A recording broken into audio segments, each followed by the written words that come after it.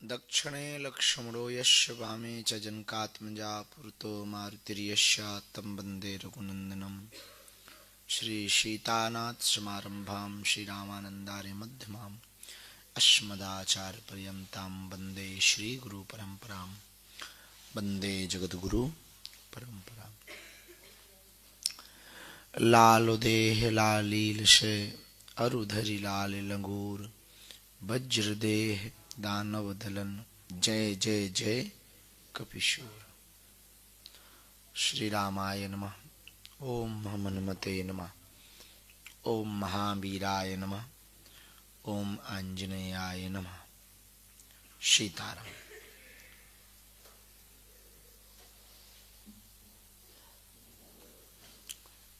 आज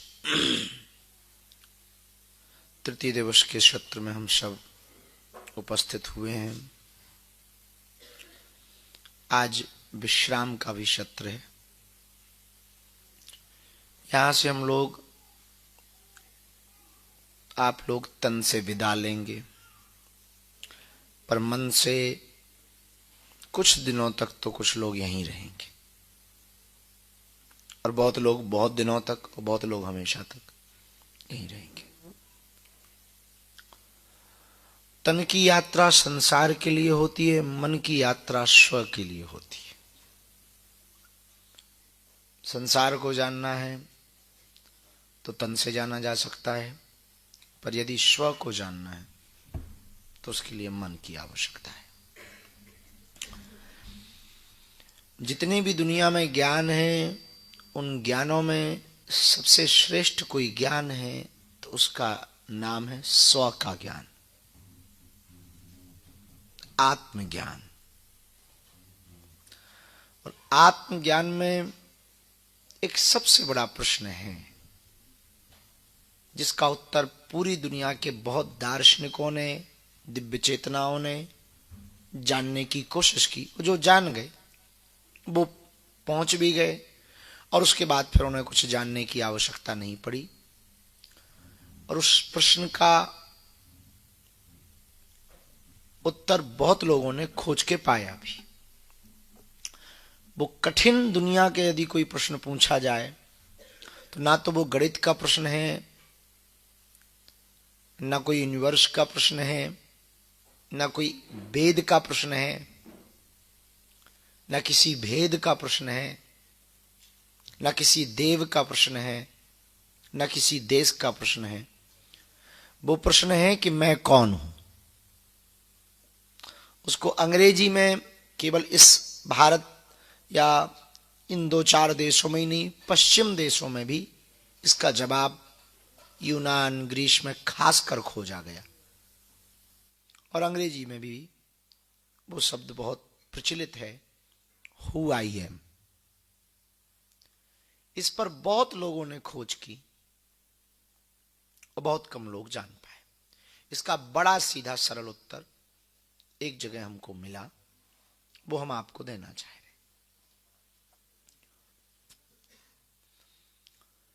हनुमान जी जब लंका गए तो रावण के सामने ये प्रश्न आया, और रावण ने हनुमान जी से किया। रावण विद्वान तो था ही, पर यह प्रश्न हनुमान जी से किया, हनुमान जी की बुद्धिमत्ता का परीक्षण करने के लिए।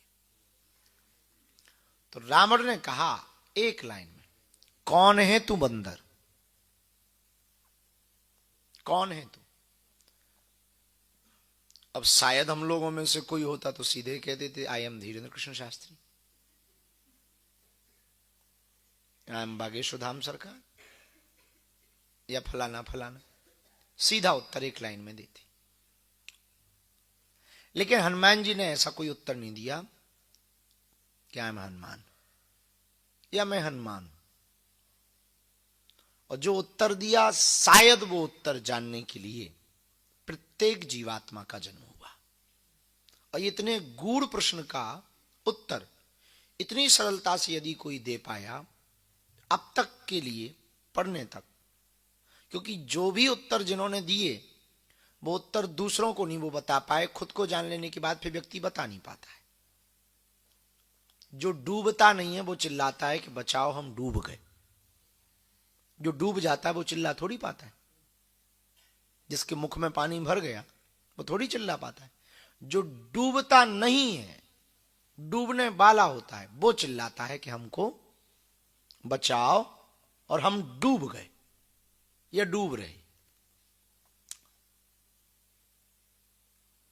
तब रावण ने पूछा कि कौन है तू बंदर। तब हनुमान जी ने जो उत्तर दिया वो एक दोहे में है और सुंदर कांड में। शायद बहुत लोगों की दृष्टि उस पर ना गई हो, किन्हीं महापुरुष की गई होगी, बहुत लोगों की गई भी है। हनुमान जी का उत्तर सुनो।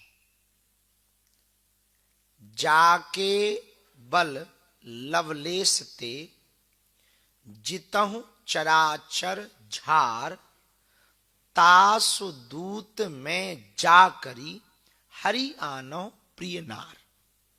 अब इसका अर्थ समझो। रावण ने पूछा कौन है तू बंदर। हनुमान जी ने अपने परिचय में नाम नहीं अपना बताया, क्योंकि नाम कोई परिचय होता नहीं। जन्म के बाद हमारे माता पिता या हमारे गुरु ने हमारा नाम धीरेन्द्र रखा तो ये हमारी पहचान नहीं है। यदि धीरेन्द्र की जगह वीरेंद्र रख देते तो हम वीरेंद्र कहलाते। यदि हम धीरेन्द्र ही जन्मजात होते तो या तो माथे पे लिखा होता या खपड़िया पे या पीठ पे लिखा आता कि ये धीरेन्द्र। जो नाम रख दो फिर अब वो। इससे सिद्ध होता है कि नाम रखने वाला या जो नाम है आप वो नहीं हो। इसलिए हनुमान जी ने अपना नाम रावण के सामने नहीं लिया। रावण ने बड़ी बौद्धिक बुद्धिमता से प्रश्न पूछा कौन है तू बंदर, और हनुमान जी ने अपना नाम नहीं लिया, उत्तर दे दिया और रावण समझ गया। जाके बल लवलेश ते जितहु चराचर झार।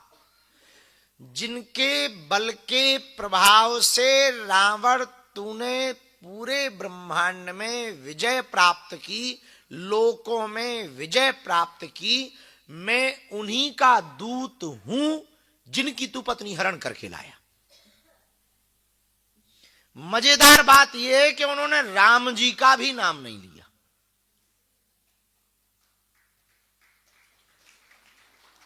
इस पूरे दुआ में हनुमान जी ने अपने आराध्य राम जी का भी नाम नहीं लिया, वरना वो ये भी कह सकते थे रामदूत में। ये भी नहीं कहा। ये तो हम लोगों ने कहा कि वो रामदूत है।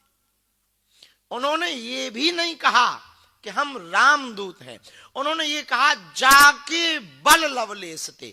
जिसके बल के कारण तुमने अपनी भुजाओं में बल पाया, ब्रह्मांड को जीता, लोकों को जीता, मैं उन्हीं का दूत हूं जिसकी तुम पत्नी का हरण करके लाए।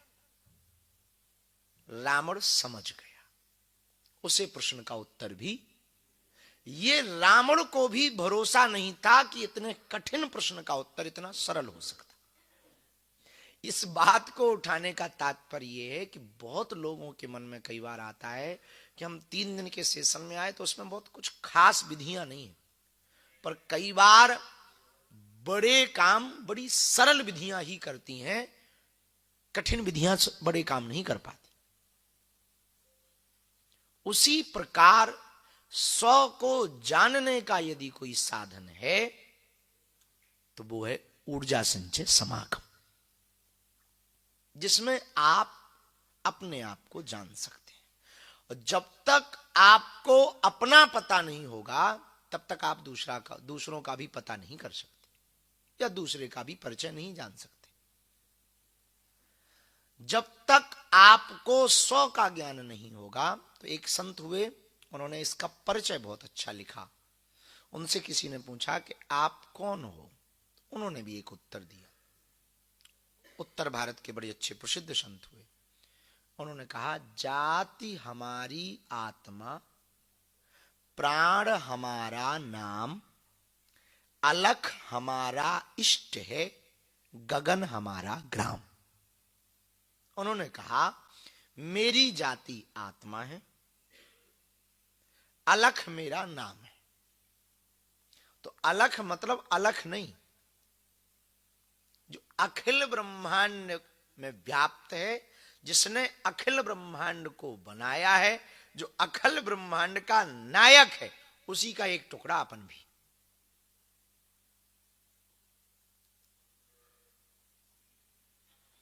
आपको खंड खंड को जानना है तो बाहिक ध्यान करो, पर यदि अखंड को जानना है तो अंतस ध्यान करो। बात समझ आई? छोटे छोटे विषयों के उत्तर जानना है या छोटे छोटे देवी देवताओं की कृपा पानी है तो बाहिक ध्यान करो, पर यदि अखंड की कृपा पानी है, जो खंड में नहीं अखंड में, उसके लिए वो बात कितनी अच्छी, हमको तो बहुत प्रिय लगी कि जब हमारे भारत के एक अभी अंतरिक्ष में गए शुक्ला, शुभांशु शुक्ला जब अंतरिक्ष में गए और वो प्रधानमंत्री जी से बात कर रहे थे, तब एक बात बड़ी तार्किक हमारे लिए तो कही उन्होंने, हमें बड़ी मजेदार लगी, न्यूज पे जो बात चली। उन्होंने वहां से कहा कि नीचे देखने के बाद किसी भी देश की कोई दीवार नहीं दिखाई पड़ती। हम कहना भी आपको यही चाह रहे कि ये ध्यान, ये ऊर्जा संचय समागम, ये गुरु ज्ञान दिया ही इसीलिए जाता है कि आपकी दृष्टि इतनी ऊंची हो जाए फिर आपको कोई दीवार ना दिखाई पड़े। हमको ऐसी बात लगी, क्योंकि जब आप इतने ऊंचे उठ जाते हैं तो फिर ना तो भेद बचता है, और यूं कह दे कि वेद भी नहीं बचता। वेद और भेद से ऊपर व्यक्ति हो जाता है, जब उसकी दृष्टि ऊपर हो जाती है तो वो फिर ना भेद में बचता, ना फिर वो किसी देश का रहता। एक वो दार्शनिक हुए डायोजनीज, उससे पूछा कि आप कहां के हैं, तो वो कहता मैं ब्रह्मांड का हूं। वो सीधी सी बात बोलता था, उससे कोई भी परिचय। एक जगह वो फंस गए थे किसी लफड़े में, तो लफड़े में फंसे तो वहां का जो कानून था, पुलिस, उनसे पूछा गया कि भाई तुम्हें सजा वजा मिल रही है तो अपना जरा पता बताओ, नाम बताओ।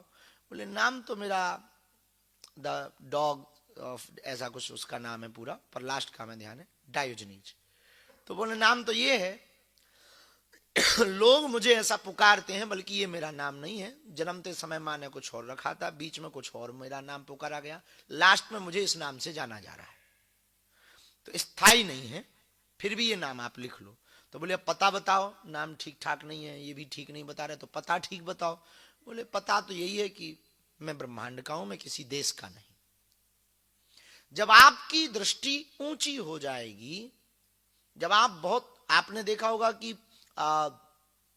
जब जयकारे लगाते हैं तब दोनों हाथ उठाए जाते हैं, उसके पीछे और कोई रीजन नहीं, सिर्फ एक रीजन है कि कोई व्यक्ति डूब रहा होता है तो वो हाथ ऊपर करता है। जय करते समय हम लोग हाथ क्यों ऊपर उठाते हैं? एक ही रीजन है कि कोई पानी में डूब रहा होता है तो हाथ ऊपर इसलिए करता है कि भैया यदि तुम हमें बचाने आ रहे हैं तो हम जे हैं, हमारे निशान ये हैं, हमें पकड़ लो। ऐसे ही ये जयकारे लगा करके हम लोग हाथ उठाते हैं उसकी तरफ देख करके, ब्रह्म की तरफ, कि हम संसार सागर में डूब रहे हैं, हम जे हैं, हमारी पकड़ कमजोर है, आप अपनी पकड़, आपकी पकड़ मजबूत है, मैं पकड़ लो, इसलिए हाथ ऊपर। और जब किसी एक महापुरुष को, शायद मंसूर को फांसी मिली थी, जब फांसी मिली तब एक बड़ी मजेदार बात यह हुई कि वो हंस रहा था, फांसी में बहुत से लोग देखने आए थे उसको, तो जब उसको फांसी मिली तो वो हंस रहा था। तो किसी ने कहा कि तुम हंस क्यों रहे हो? बोले हम इसलिए हंस रहे हैं कि हमारी फांसी सफल हो गई। अब फांसी भी कभी सफल होती है क्या? पर वो कह रहा है कि फांसी सफल हो गई। तो किसी ने पूछा सफल कैसे हुई? बोले कम से कम ये जो भीड़ देखने आई है पहली बार ऊपर की तरफ तो देख रही मुझे, फांसी के ही बहाने सही ऊपर तो देख रही, वरना पूरी दुनिया के लोग या तो अपने लेवल पे देखते हैं, लेवल का टेबल मिलाते हैं, या नीचे देखते हैं। जो ऊपर देखे, जो ऊपर की ओर उठे। लेकिन इसका भी विज्ञान बड़ा उल्टा है। ब्रह्मांड को जानने के लिए बाहर नहीं देखा जाता है, अंदर देखा जाता है। खुद को जानना संसार को जानना ज्ञान है, खुद को जानना आत्मज्ञान है। और आत्मज्ञान को प्राप्त करने का एकमात्र साधन है, वो ध्यान है। क्या है? ध्यान, जो पिछले 3 दिनों से आप कर रहे हैं। कुछ बात हम एक चर्चा करते करते आगे बढ़ाना चाहेंगे, फिर हम आज के क्रम में प्रवेश करेंगे। एक बात और, तो बड़ा कठिन प्रश्न है कि मैं कौन हूं, और इसका उत्तर यदि आप अपनी डायरी में लिख के हमारे पास लाएंगे तो हम आपका नाम ही लिखेंगे, या हम आपका, ज्यादा होगा हम थोड़े कुतर्की हैं तो इतना लिख देंगे कि आप आदमी हो। जैसे हम मुंबई गए तो एक आदमी आया, बोले हमने सुना कि हम आप पर्चा बनाते हो। हमने कहा हमने भी अपने बारे में ऐसे ही सुना। तो बोले हमने सुना कि आप जो लिखते हो वो बड़ा सटीक होता है। हमने कहा हमने भी ऐसे ही सुना। तो बोले आप ऐसा कुछ लिखो, बाकी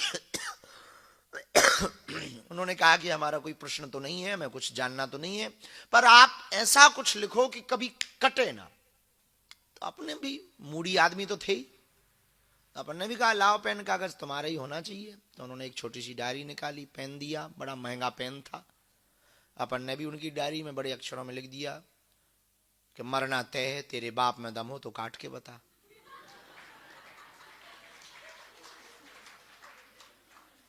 सीधी सी लाइन थी। वो बड़ा अभिनेता था। बाद में वो थोड़ा उसे लगा कि हाँ ये आदमी ठीक ठाक है, तो कई अभी भी जुड़े हैं। अब वो आते रहते हैं बीच बीच में, जब उन्हें टाइम मिलता है आते रहते हैं, अच्छी बात है। खैर वो बात एक विनोद की। तो आप पूछेंगे, आप डायरी में लिख के आप हमारे पास दोपहर में या एकांतिक वार्तालाप में आ जाएं कि आप बताओ मैं कौन हूं, तो हम नाम नहीं लिखेंगे तो ज्यादा कुतर की ये लिख देंगे आप आदमी हो। इतने से ज्यादा हम कुछ नहीं लिख सकते कि आप आदमी हो, ये लिख देंगे, थोड़ा भेद कर देंगे, आप पुरुष हो आप स्त्री हो। और ज्यादा कुछ डीप लिखना होगा देखेंगे आप मध्य प्रदेशी हो या बिहारी हो। पर आप कौन हो इसका परिचय दुनिया का कोई दूसरा आदमी नहीं दे सकता। और जो भी दूसरा आदमी आपका परिचय देगा कि आप कौन हो, वो एकदम झूठा देगा। और आप कौन हो इसका कोई परिचय दे सकता तो वो केवल और केवल आप दे सकते, और अपने आप को ही दे सकते, और कोई नहीं दे सकता।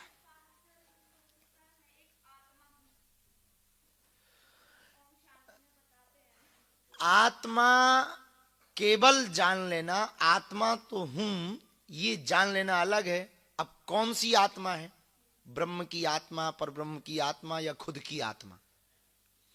आत्मा के भी कई भेद होते हैं, आत्मा में भी कई भेद करते हैं।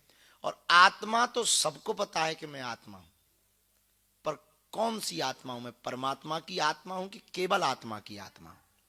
और ये जान भी लिया कि हम परमात्मा की आत्मा है, तो परमात्मा सच्चिदानंद है, परमानंद है, और तुम दुख में भरी। जिसके नाम में आनंद भरा, जिसके नाम में आनंद भरा, उसके ठीक तुम अपोजिट हो। उसका नाम है सच्चिदानंद, ब्रह्मानंद, परमानंद, और तुमसे पूछो और क्या है, सब बेकार। जो परमानंद में भरा, उसका अंशज, उसका टुकड़ा। अब भाई हीरा का टुकड़ा भले ही छोटा हो पर चमकेगा, तो भले ही थोड़ा मोड़ा चमकेगा पर चमकेगा। किंचित मात्र छोटा टुकड़ा होगा तो भी तो चमकेगा। उसी प्रकार आत्मा यदि परमात्मा की है तो आनंद क्यों नहीं है, इसी का उत्तर जानने के लिए क्या जरूरी है, जरा जोर से बोलो। ध्यान जरूरी। ऊर्जा संचय, समागम में जो आपको अभ्यास दिया उस अभ्यास का निरंतर करना। तो हम जहां कह रहे थे वहां उसके आगे एक चरण और बढ़ते हैं, तो फिर बात विराम करते। अब अगली बात जो उठती है वो भी अभूतपूर्व है।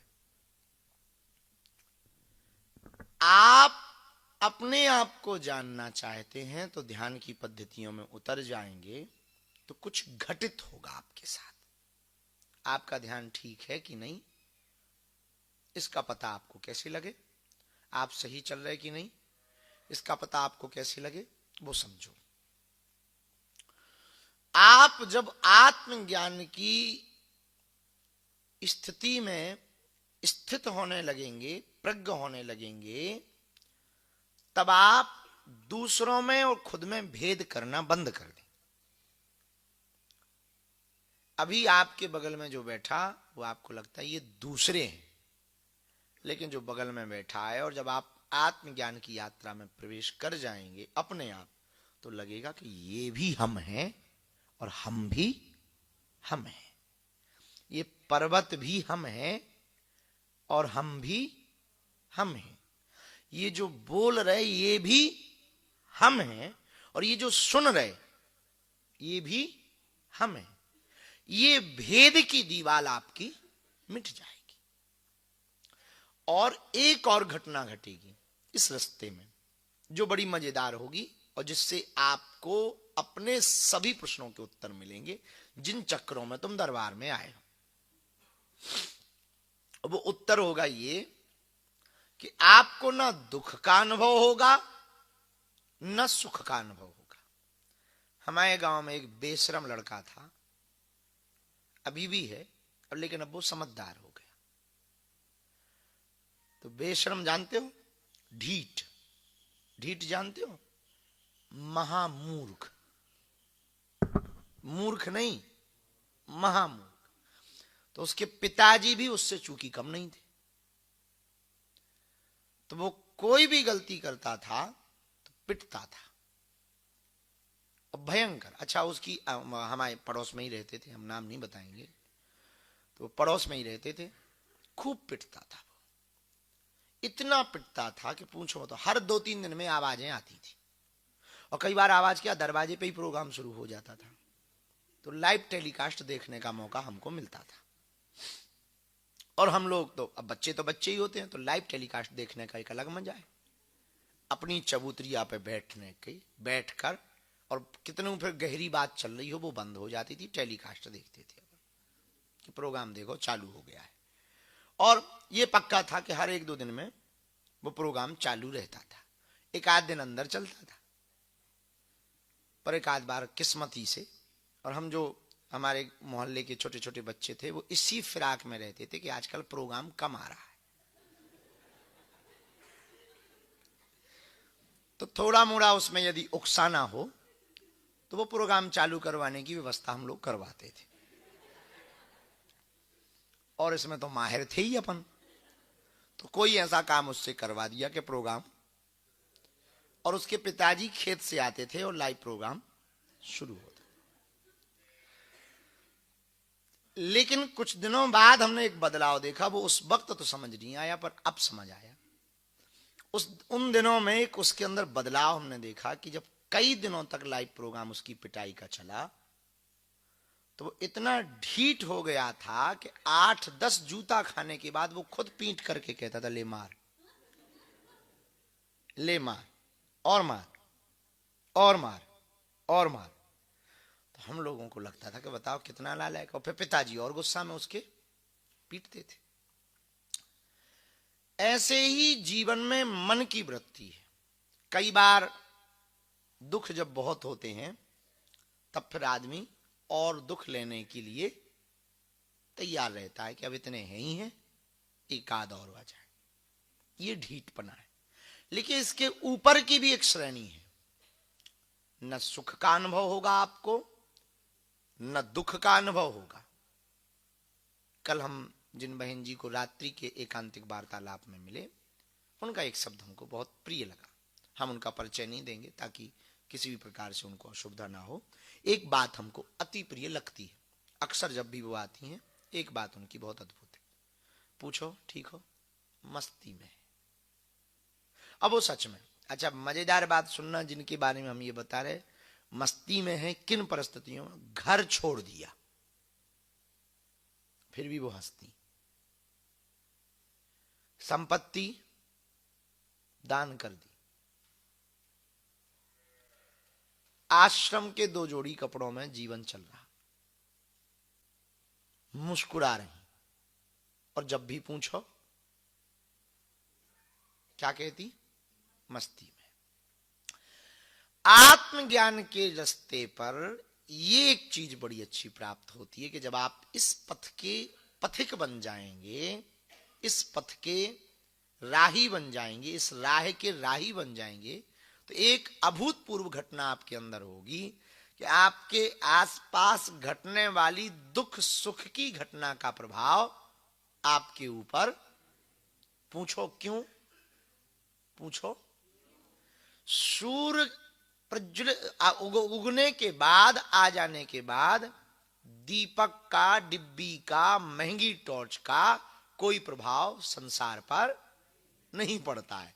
ऐसे ही आत्मज्ञान के सूर्य के प्रकाशित होने के बाद ये छोटे मोटे दियों का कोई प्रभाव मन पर नहीं पड़ता है।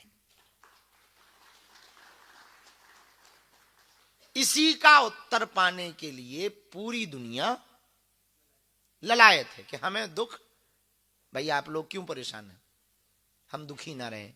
सब लोग, ज्यादातर लोग, आप 99.9% 0.9 मिलेंगे तो क्या कहेंगे, हम दुखी ना रहें, महाराज ऐसी कृपा करो सब सुखी रहे। हम आपको एक नया रास्ता देना चाह रहे हैं कि ना दुखी रहोगे ना सुखी रहोगे, आनंद में रहोगे, और हर परिस्थिति में आनंद। वो है, एक छोटी सी बात कह के समझ आएगी। 80 के दशक में अमेरिका में, 60 और 70 के दशक में अमेरिका में एक सन्यासी गए जो योगानंद जी से प्रेरित थे। उन दिनों अमेरिका में भगवा रंग के कपड़ों पे बहुत से लोग कमेंट करते थे, उतना ज्यादा गंभीरता से नहीं लेते थे। अब तो पूरी दुनिया के लोग साधुशाही वेशभूषा को थोड़ा गंभीरता से लेने लगा, उन दिनों नहीं लेते थे, क्योंकि भारत को 60-70 के दशक में सपेरों का, जादूगरों का देश माना जाता था। तो 60-70 के दशक में एक महात्मा विचरण के हिसाब से अमेरिका गए। अब महात्मा तो महात्मा, भारत के महात्मा थोड़ा फक्कड़ भी थे, अक्खड़ भी थे। कोई लफड़ा कर दिए, मतलब गलत वाला नहीं, ऐसे कोई दुकान वाला उन्होंने लिया, उन्होंने खाने को दिया, उन्होंने ऐसे सड़क पे केला का छिलका फेंक दिया। अमेरिका तब स्वच्छता की प्रगति कर रहा था।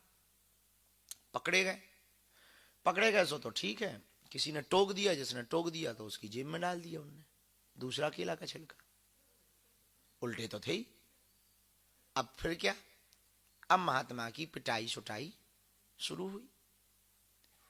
अब वो अकेला नहीं, अंग्रेज ने अंग्रेजी में बोल के 2-4-6 अंग्रेज और बुलाए। अब वो बुलाए इसलिए कि वो पीटे और वो हंसे, महात्मा हंसे और वो पीटे। तो उसने 2-4 अंग्रेज और बुलाए, तो खूब पिटने लगे। तो ये हंसने लगे फुटबॉल की तरह, इधर जावे तो हंसे, उधर से दे पटा तो थोड़ा ऐसा भी करें और फिर हंसे। तो एक भारतीय व्यक्ति वहां से निकल रहा था, तो उसने देखा बड़ी अजीब घटना है, तो उसने अंग्रेजी में बोल बाल के उन अंग्रेजों को शांत किया और हाथ पकड़ा और महात्मा को ले आए। तो धीरे से पूछा कि महाराज और तो सब ठीक है, आप पिट रहे थे, अब हम ये नहीं जानना चाहते कि क्यों पिट रहे थे, पर पिट तो बहुत खराब रहे थे। ये बताओ कि आप जब पिट रहे थे तब हंस क्यों रहे थे? तब उन्होंने जो उत्तर दिया वो आपके काम का है। बोले बेटा, अपने राम पिट रहे थे तो अपने राम हंस रहे थे।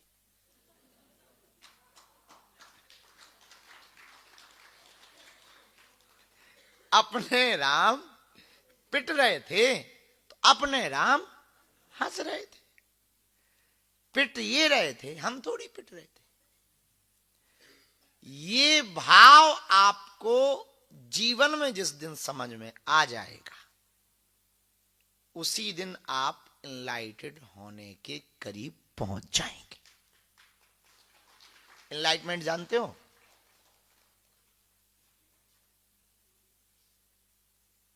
एनलाइटमेंट क्या होता है? आत्मज्ञान होने के करीब पहुंच जाओगे तो उसी दिन घटना घट जाएगी और आप फिर आप ही हो जाओगे। रहोगे संसार में, पर संसार की नहीं रहोगे। दिखाई पड़ोगे संसार में, और कोई बाहर से देखेगा तो लगेगा अपने ही जैसा है। क्या अंतर है? जैसे अस्पताल में मरीज और डॉक्टर दोनों जाते हैं। मरीज तो बीमार है तो उसका अस्पताल में जाना ठीक है, पर डॉक्टर तो बीमार नहीं है, वो क्यों अस्पताल जाता है? उससे पूछा जाए क्यों जाते हो, तुम तो ठीक हो? तो मरीज भी जाता पर डॉक्टर भी जाता। डॉक्टर इसलिए जाता कि हम मरीजों को ठीक करें। इस संसार में गुरु और चेला दोनों जन्म लेते, पर चेला जन्म ले वो तो ठीक है कि भाई चेला क्यों जन्म लेते, बोले आत्म कल्याण के लिए। पर भैया गुरु तुम क्यों जन्म लेते बार बार? अरे बोले उनका कल्याण करने के लिए।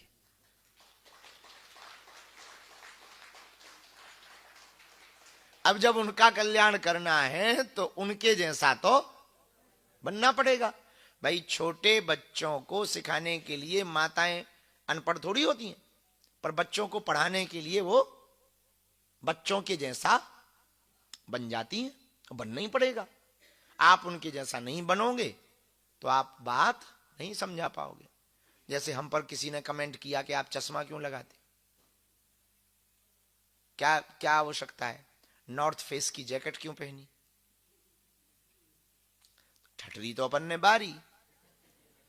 पर अब उन्हें कौन ये बात समझाए कि यदि हम चश्मा नहीं लगाएंगे तो चश्मा पहनने वालों को समझा कैसे पाएंगे?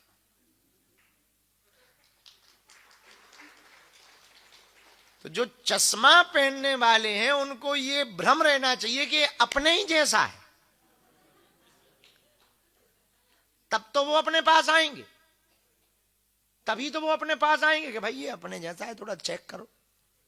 और फिर आ गए तो फिर पक्का है कि जाएंगे कहां। ये तो इसके लिए तो अपन ने जाल फैलाया ही। आपको जाल फैलाया ही क्यों? यदि हम सीधा सा कह देते कि हमको आपको साधक बनाना है तो आप नहीं आते।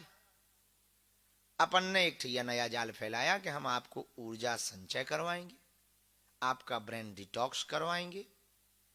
आप आओ, आपको लगा कि ये तो मजेदार चीज है, आ गए। अब आ गए, अब यहां से हम आपको तराश कर भेजना चाह रहे कि आप एक ऐसे साधक बने जो संसार में तो रहें पर संसार की ना रहें।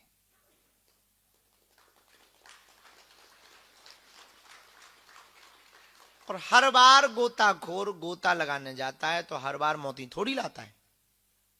तो आप कहोगी कि क्या आपका संकल्प पूरा हो गया? ये जितने बैठे हैं ये सब तो नहीं, पर कुछ पे तो प्रभाव पड़ गया और कुछ तो हो गए, और जो बचे खुचे हैं वो हो जाएंगे।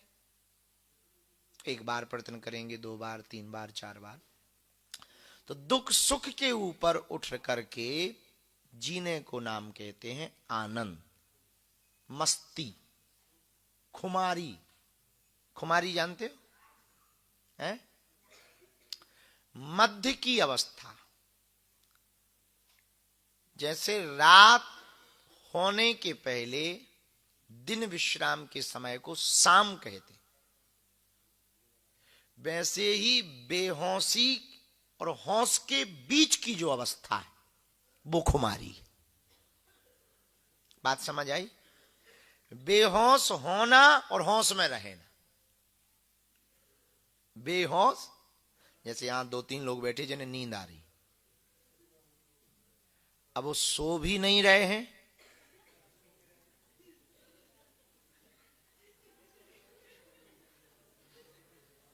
और जग भी नहीं रहे हैं। जग रहे होते तो आंखें बंद ना होती।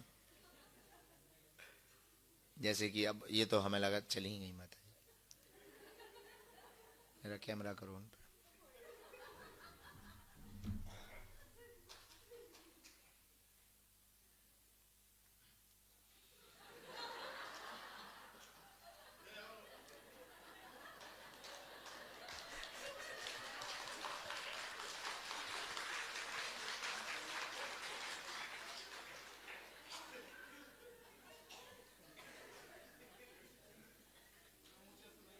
अच्छा, आप साउंड के बगल में बैठ जाया करो।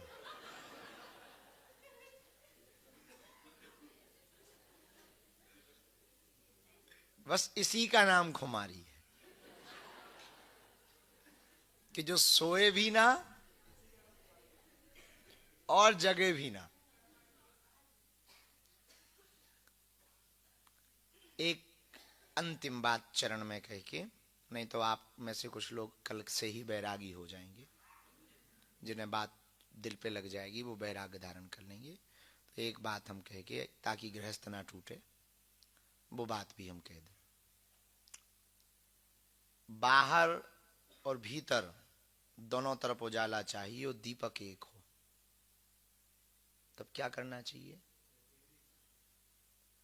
तुलसी बाहर भीतर रहूं, जो चाहिए उजियार। तुलसी जी कहते हैं कि बाहर और भीतर यदि आप उजाला चाहते हैं तो दरवाजे की देहरी पर दीपक रख दो, तो बाहर भी उजाला रहेगा थोड़ा और अंदर भी उजाला रहेगा थोड़ा। वैसे ही आप लोग रहना, आज के बाद मध्य की स्थिति में रहना, तो घर के भी थोड़े काम के रहोगे और भगवान के भी काम के रहोगे।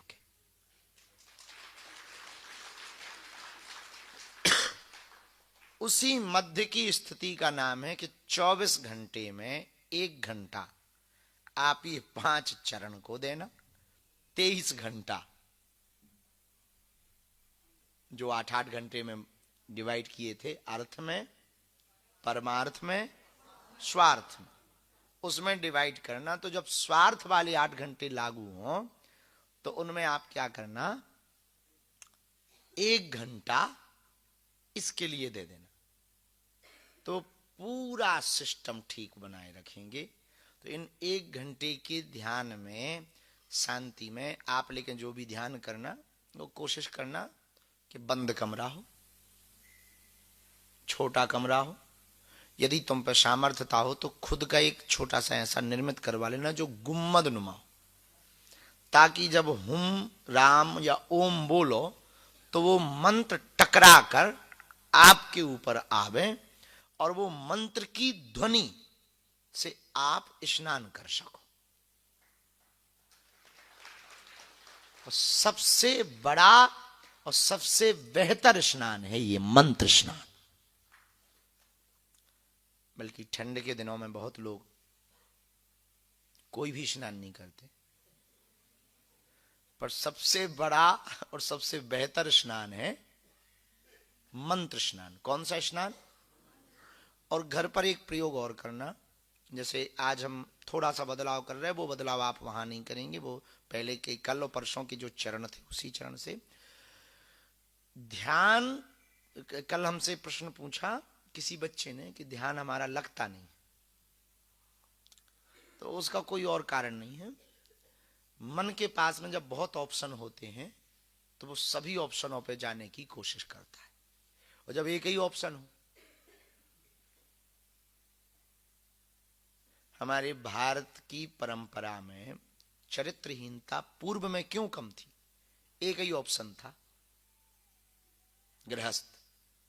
तो बोले 7 जन्म का नाता है, ये तुम्हारी पत्नी है या ये तुम्हारे पति है, कोई झंझट वाली बात नहीं। पर पश्चिमों में चरित्रहीनता तुरंत शून्य, क्योंकि वहां ऐसा कोई नाता जोड़ा ही नहीं जाता है, क्योंकि उनके पास ऑप्शन है। भारत में ये ऑप्शन, भारतीय दर्शन में जो शास्त्र परंपरा मानने वाले लोग हैं उनके पास कोई ऑप्शन नहीं। उनको कह दे एक पत्नी व्रतधारी सदा बाल ब्रह्मचारी। ये दर्शन हमारे भारत का अध्यात्म परंपरा का है। तो मन के पास यदि ऑप्शन रहेंगे तो वो भटकेगा, नहीं रहेंगे तो नहीं भटकेगा। ऑप्शन खत्म करने का हमने आज रात को उपाय निकाल लिया और बड़ा सटीक निकाला। ध्यान में मन नहीं लगता तो एक उपाय शनि तुम्हें करना है। पूछो क्या? जोर से पूछो। जोर जोर से जब तक थक ना जाओ, लेट ना जाओ, तब तक राम राम का चिघाड़ चिघाड़ कर जप करना।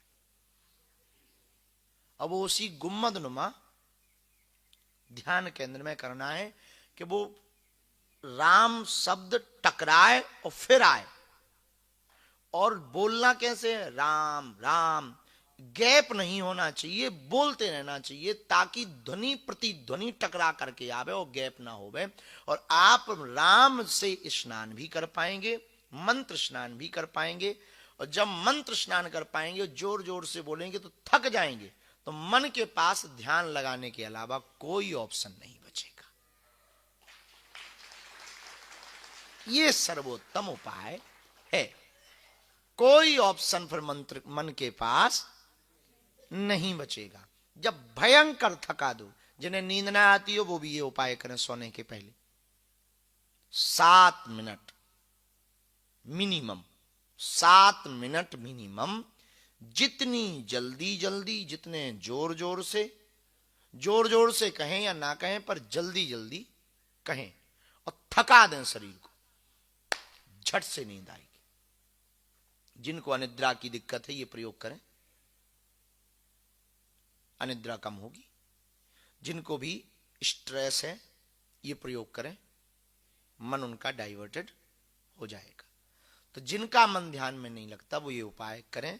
और आज थोड़ा सा प्रयोग हम, ये बदलाव हम जानबूझकर कर रहे हैं ताकि हम ये आपको अनुभव से बता सकें जो कल के दिन। तो आप लोग घर पे जब ये करें तो या तो बंद कमरा हो, यदि आपकी सामर्थ्यता हो तो एक गुम्मद नुमा ध्यान कक्ष बना ले। गुम्मद जो मंदिर जैसा गुम्मद होता ना, गोल ऊपर से वो निकल आता है उसका, उससे क्या होता है कि जो ध्वनि होती है वो गूंज करके रिटर्न आती है, तो वो गुम्मद नुमा कहते हैं। तो छत वाले में उतनी ध्वनि गूंजती नहीं, और जहां सामान ज्यादा होता है वहां ध्वनि बिल्कुल ही नहीं गूंजती, क्योंकि ध्वनि सामान से एब्जॉर्ब हो जाती है, वो खींच लेती है, और यहां ध्वनि नहीं गूंजती। लेकिन अपन हॉलों में बैठो तो मंत्र जाप की ध्वनि गूंजती, हुम की ऐसी, जैसे पिछले जो सत्र हुए हम एक ही कमी महसूस कर रहे 2 दिन से, यहां ध्वनि नहीं गूंजती। क्यों नहीं गूंजती? क्योंकि ऊपर स्पेस बहुत है, और स्पेस है वो हवा निकलने की भी जगह है, तो वो ध्वनि बाहर निकल जाती, और जब गूंजे तो उसका और प्रभाव पड़ता है, अति प्रभाव पड़ता है। ये बात। तो यदि ध्यान कक्ष बना सकें तो ठीक है, ना बना सकें तो कक्ष में कम सामान हो, अंधेरा रखना चाहिए। और नेत्र, अभी आपको ये पूर्ण बंद का प्रयोग करवाया है, पर ये कई बार बहुत घातक होता है। पूर्ण नेत्र बंद करना, आदमी सो जाता है और ज्यादातर लोगों को ध्यान में नींद आती। तो हमको एक शिकायत बताई गई कि हम ध्यान करते हैं और ऊर्जा संचय के प्रयोग करते हैं और हमको नींद आ जाती। तो उसका भी आज हमने एक उपाय निकाल लिया। आपको ना आंखें खुली रखनी ना बंद रखनी है, आधी खुली रखनी है और नाक के अग्रभाग को देखना है। सो नींद भी नहीं आएगी और जगे हुए भी महसूस नहीं करो। और यदि इतनी कंट्रोल है कि नींद नहीं आएगी तो फिर आप पूरा बंद कर लो, कोई दिक्कत ही नहीं है, ताकि और गहरे उतर सको। तो ये प्रयोग आप लोग करें, और इस प्रयोग को करने से ध्यान में भी मन लगेगा, ऊर्जा भी आप संचय कर पाएंगे। 5 चरणों में जब आप त्राटक करें, तो त्राटक में हमारे यहाँ एक कमी 2-3 सत्र में हुई है, अगले सत्र में हम सुधार करेंगे कि थाली और दीपक नीचे रखा जाता, बल्कि होना चाहिए आंखों के लेवल पर। तो जैसे आप बोतल के ऊपर दीपक रख लेते, तो वो कमी हमने महसूस की। तो अब आगे हम क्या करेंगे, 100-150 लकड़ी के स्टैंड बनवा देंगे, और उस स्टैंड पे वो रख लेंगे, तो आपको भी दिक्कत नहीं जाएगी। तो वो तो ठीक है, वो तो हमारे लिए, पर आप अपना घर के लिए एक बनवा ही लेना। और स्टैंड ना बनवा सको तो दीवार में इसी लेवल पे एक आला, क्या कहते तुम्हारे यहाँ, और रेडीमेड भी मिलता है ज्यादातर तो आजकल तो रेडीमेड खूब, ऑनलाइन आप जाओगे रेडीमेड स्टैंड मिल जाएगा, वो लेकर के तो दीपक आंखों के लेवल पे आप रखना। तो ये हम, आप चूंकि आज घर जा रहे हैं इसलिए हम इस पे फोकस ज्यादा कर रहे हैं। तो ये करना, जो बीज मंत्र है बीज मंत्र को कृपा करके बहुत जप नहीं करना, और हो सके तो घर पे ना करो, राम राम में ही काम चलाओ। वो एक तो हनुमान जी का बीज मंत्र है, वो अति प्रभावी है, और बहुत ज्यादा कर लेने के बाद कई लोगों के लिए थोड़ा सा साइड इफेक्ट यही है कि वो फिर रिटर्न नहीं हो पाती। एक बार लूप में चले जाने के बाद में वो फिर चिल्लाते ही रहते हैं, और लोगों की दृष्टि में वो पागल हो जाते, और ये परिवार वालों को ये नाखुशी की बात है। लोगों को लगेगा हमने भेजा था ठीक करने के लिए, तो उल्टा हो गया। तो यहाँ चूंकि अपन है तो अपन को पता है कि उसका थोड़ा मोड़ा ये पता है कि उसको ठीक कैसे कंट्रोल कैसे करना है। तो बीज मंत्र का भरा आपको ध्यान रखना है। अब शरीर साथ नहीं देता है तो आप ऊपर बैठ करके कर सकते हो, सोफा पे कुर्सी पे, इसका कोई अपराध नहीं है, ताकि शरीर को श्रम ना हो। और इन 62 दिनों की जो नियमावली हमने आपको बताई है, उसके पीछे एक ही रीजन है कि आपको आदत लग जाए। क्या लग जाए? आदत। 2-4 दिन बीच में फिर छूटे तो कोई बात नहीं, पर 62 दिन ना छूटे, ये बात ध्यान रखना, ताकि शरीर को, यदि पहले ही छुट्टी दे दी कि 1-2 दिन ना भी करो तो चलेगा, तो फिर आप तो आप ही हो। 1-2 दिन की छुट्टी वो कब 4 दिन में बदल जाती, और 4 दिन कब 8 दिन में बदल जाते, और 8 दिन कब फिर से 0 पे आ जाता, वो तो भगवान ही मालिक। और एक स्कूल में एक लड़का रोज बीड़ी पीता था, विद्यालय में बीड़ी रोज पीता था। तो एक दिन गुरुजी ने डांटा कि बहुत मूर्ख हो, रोज बीड़ी पीते। बोले गुरुजी क्या बताएं, यदि हम बीड़ी नहीं पियेंगे तो पेट साफ नहीं होता है। तो गुरुजी थोड़ा समझदार थे, अपने जैसे थे, तो बोले कोई बात नहीं कोई बात नहीं, एक काम करना, अब रोज नहीं पीना, संडे का संडे पियो, रविवार।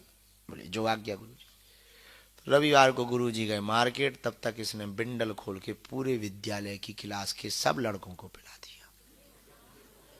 बोले गुरुजी ने किया, कहा है कि संडे को बीड़ी पीना चाहिए, शायद कोई ना कोई लाभ होता है, संडे को बीड़ी सबको पीना चाहिए। जब गुरुजी आए तो होम जैसा धुआं निकले। गुरुजी ने कहा कोई हवन नहीं, कोई भोजन नहीं बन रहा, ये कमरे से लगातार धुआं कैसा, जाके चेक करें। जब चेक करें तो कोई बिस्तर पे, कोई नाक से धुआं निकाल रहा, कोई कान से निकाल रहा, कोई ऊपर की तरफ, और कोई ऐसे पकड़े तो कोई प्रोफेशनल तरीके से पकड़े, सबके पकड़ने के अलग था, कोई ऐसे ही पकड़े, और किसी के होंठ जल रहे, और किसी को खांसी आ रही, किसी को उल्टी आ रही, फिर भी पी रहा। तो गुरुजी के बोले ये क्या है? बोले बीड़ी है। बोले वो तो हमें भी दिखाई पड़ रही, पर सब क्यों पी रहे? बोले आपने ही तो फलाने से कहा था कि संडे को बीड़ी पीना चाहिए। अरे बोले हमने सबको थोड़ी कहा था, उसको कहा था कि भाई उसको पीना, पर सबको थोड़ी कहा था। तो उसने तो नियम, ये बुद्धि है वो लोगों को, लोग वही पकड़ के रह जाते हैं जो उनके काम का। आदमी आप पकड़ते क्या हो? दुनिया की एक ही कमी है, जो काम का हो। हमारे इतने वीडियोस हैं, और जो कंट्रोवर्सी वाले हैं वो पूरा कोई भी वीडियो नहीं, भाई जितने काम का है उतना कट कर दिया और डाल दिया। तो जितने काम का है आदमी उतनी पकड़ के रह जाता है। तो एक वेद की पुस्तक में लिखा था, एक आदमी बहुत नास्तिक था, उसको धोखे से वेद की पुस्तक एक लग गई हाथ में। तो दूसरे पेज के जो ऐसे पुस्तक होती है, तो पुस्तक की इस वाले पेज में लास्ट की लाइन में लिखा था वेद पढ़ना पाप। तो उसने वही पकड़ लिया और वो सबको दिखाता था। बोले देखो वेद की पुस्तक में लिखा है कि वेद पढ़ना पाप है। अब बड़े बड़े विद्वान चुप। अब बोले देखो हमने कहा था वेद पढ़ना। तो एक किसी विद्वान महाविद्वान के पास गए, बोले सुनो अब वेद मत पढ़ना, वेद पढ़ना पाप है, देखो वेद की पुस्तक में लिखा है वेद पढ़ना। बोले ऐसा तो हो ही नहीं सकता, लाओ पुस्तक, ऐसे कैसे वेद की पुस्तक? उन्होंने देखा तो लिखा तो था वेद पढ़ना, लेकिन उन्होंने जैसे ही पन्ना पलटाया तो आगे लाइन लिखी थी अशौच अवस्था। तो वेद पढ़ना तो पाप है, लेकिन आगे की लाइन थी अशौच अवस्था। पर आदमी ने क्या पकड़ा? जो उसके काम का था वो उसने। तो आदमी वही पकड़ता है जिसके जो काम का होता है। अब यहां पर हम यदि वशीकरण वाली बात बताने लगे कि हमारे पास भाई वशीकरण मंत्र, तो जो वशीकरण के चक्कर में आए वो तुरंत सावधान हो जाए। कहते हैं घुटनों के दर्द के लिए आराम लगेगा, तो कोई बगल में अरे रुक जा थोड़ा, तो जो कुर्सी पे माता जी बैठी ये जरूर कहेंगे, सुन लेने दो। तो अपने अपने काम की बात है, तो जिसको जो काम की बात है वही उनको प्रिय लगती है। तो हम हमारे आपके लिए हम यही कहना चाहेंगे कि आपके काम की बात यही है कि आपने संसार का, स्कूल का ज्ञान तो पा लिया, एक ज्ञान पाना आवश्यक है जिससे मानव होने का धर्म पूर्ण होगा, और वो है आत्मज्ञान। कौन सा ज्ञान? जरा जोर से बोलो, और जोर से बोलो। आत्मज्ञान कैसे प्राप्त होगा? खुद को जानने से, और वो ध्यान की अवस्था में उतरने से, और भेद मिटाने से। क्या मिटाने से? भेद मिटाने से आत्मज्ञान होगा। वेद से ब्रह्म को जान पाओगे, और भेद मुक्ति से खुद को जान पाओगे। भेद मिटाते जाइए, जहां जो दिखाई पड़े उसको अपना बनाते जाइए। बस यही आत्मज्ञान का सूत्र है। अब आज के क्रम को हम बिना विलंब किए प्रारंभ करते हैं। आज आपको शायद 2-3 बात समझ आई होगी। दुख सुख के ऊपर भी एक लेवल है, उसी लेवल को पकड़ना है आपको, ताकि यहाँ से जाओ तो बढ़िया आनंद में। अभी हमने परसों प्रवचन में बोला, वहाँ दरबार में, परसों नरसों हमने बोला है कि भाई आपकी अर्जी नहीं लग रही है तो आप ये ना मानो कि भगवान आपसे नाराज है। मानो भगवान आपसे और दोबारा बुला करके अपने दर्शन बालाजी दे करके भजन करवाना चाह रहे। अब अपने अपने सोचने का तरीका है। किसी को लगता नाराज है, हमें लगता नहीं बहुत प्रसन्न है। मानो वो कह रहे और भजन कर, ये बढ़िया रहा। और जिनका पर्चा जल्दी बन जाता वो इधर थोड़ी आता